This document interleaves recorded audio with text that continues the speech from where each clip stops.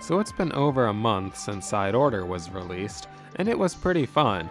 Similar to the Octo Expansion, it offered a whole new gameplay type that forced you to constantly think about your strategy, gave some fresh new lore. It's great to see Off the Hook again, considering they're my favorite idol group, and Oct was a welcome addition to the cast. I kept waiting for the reveal that she was going to be a digital hallucinations! But surprisingly, that wasn't the case, and she's a nice companion to have along the way. So kudos to the developers for not going for the low-hanging fruit and not forcing her to be a twist villain or a digital hallucinations! Though despite all these perks, there's one thing missing from this DLC that really got under my skin. Well, actually two. One is the absence of Agent 4. Yes, I know we get Agent 4's palette as a tribute of sorts, but why can't they actually be in the game? With 8 and Off the Hook returning, that makes Agent 4 the only member of the new Squidbeak Splatoon who doesn't appear in Splatoon 3. Blasphemy, I say! Hashtag justice for Agent 4. But there's a more noticeable absence in this DLC that really just left a bad taste in my mouth, and that's the complete lack of a secret final boss like the Octo Expansion, which had a hidden final challenge for players who managed to complete all 80 levels. And that final challenge was Inner Agent 3.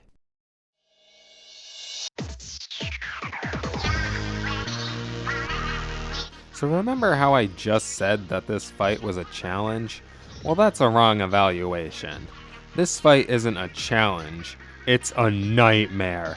Inner Agent 3 is easily one of the hardest boss fights Nintendo has ever made for a number of reasons, including but not limited to: Agent 3 is a much smaller target than most other enemies, making it easier for your shots to just miss. Agent 3's constant movement through dodge rolls and swimming leaves very little openings even if your aim is good. There's a total of 5 phases in this fight, with Agent 3 using a different special for each. Most of these specials are designed to keep you at a distance, so good luck getting up close for an easier shot. And finally, the addition of auto bombs makes it so that you're basically fighting 2 enemies, with Agent 3 in front of you and the auto bombs behind you. You essentially need to keep your camera on a swivel to make sure either one isn't sneaking up behind you. And it's especially damning that the auto bombs can take you out even between phases of this boss, so there's truly no moment that you can let your guard down.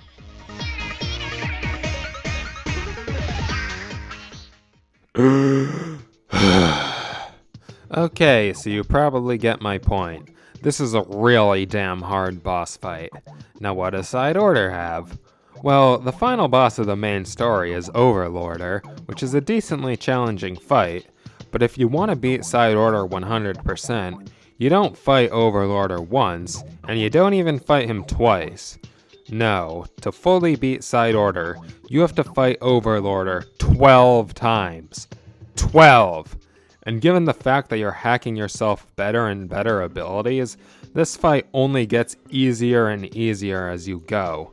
So with this in mind, the secret final boss of this DLC must be really special, right? I mean, surely the devs wouldn't make me do the same thing 12 goddamn times and get nothing out of it, right? Wrong. After beating Overlorder for the 12th time, I was gravely disappointed by the absence of a secret final boss, and it seems that Overlorder with Agent 8's palette is supposed to fill this gap. But while it's certainly harder than previous attempts, it's still the same fight I've already done 11 other times, so it's kinda hard for this to feel like a real challenge. And it's not even just a matter of difficulty. If a player has already beaten a boss 11 times, fighting it a 12th time isn't going to feel threatening. You've already seen the boss's design, you know how it's presented, and have even likely developed exact strategies on how to defeat it, so it's less of a final boss and more of an obstacle. Meanwhile, the Inner Agent 3 fight, in addition to being an absolute hellscape in terms of difficulty, is also presented as a final challenge. There aren't any hints that this fight exists prior to discovering it, so unless they already looked online, the player would be clearing all levels simply because they want to see all this game has to offer. and only when that's done do we know of Inner Agent 3's existence. This fight is the player's reward for doing everything. The final challenge. Agent 3, unsanitized and unbound. No rules, no gimmicks, just you and a squid that has way more weapons than you do.